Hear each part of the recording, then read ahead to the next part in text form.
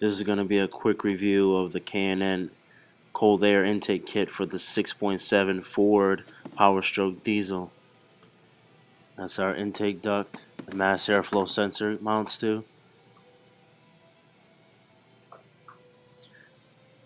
Got some molding there, the cover for the air filter, silicone adapters, all the hardware, clamps, bolts, grommet. That's the actual housing for the air filter that mounts into the vehicle. This is the air filter. Restriction gauge goes in that hole right there in the center.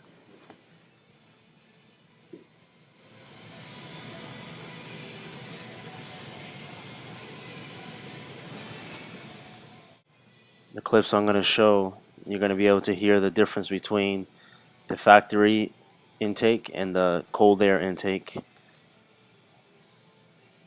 I'm not going to really go through how it's installed. It's fairly simple. Plus, I don't have a cameraman.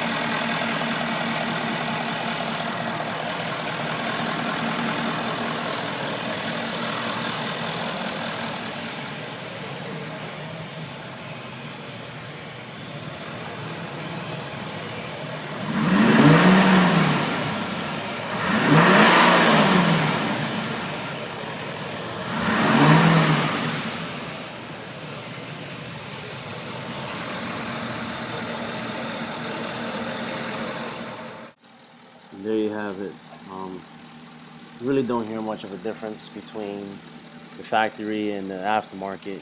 You do hear a little bit more of a suction going on there, maybe a little bit more whistle, but just for sound, you really don't notice it that much. There is a couple of faults that I found with this kit. The airbox actually rubs against the inner fender when you put the vehicle in drive or reverse.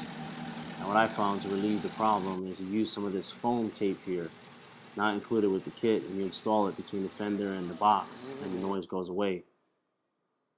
Install it right there in between that crack. I also don't like the hardware that the kit comes with. I ended up using machine screws on the air filter housing cover and the mass airflow sensor. Makes it look a lot nicer. I'm also not too crazy about the hose that they use that connects to the intake there. It's very shallow, thin, it's very hard to connect, poor quality. I do not recommend installing this air filter on your truck for two reasons. The more air that goes into your engine, the more dirt gets in there. And also the oil saturated filter contaminates the mass airflow sensor. For $350 to almost $400, you can get this kit. You won't really notice much of a horsepower gain unless you install a tuner on the vehicle. The high side charge port for the AC system also hits the housing for the air filter. You need to bend that out of the way. And there's several harnesses that need to be secured with zip ties, or else you're going to increase the chances of wires chafing and shorting out. Most vehicles that I've seen with this kit installed on it, usually the intake is very dirty, dusty, and eventually the turbocharger goes out, the compressor wheel fails. I do not suggest installing this on your vehicle.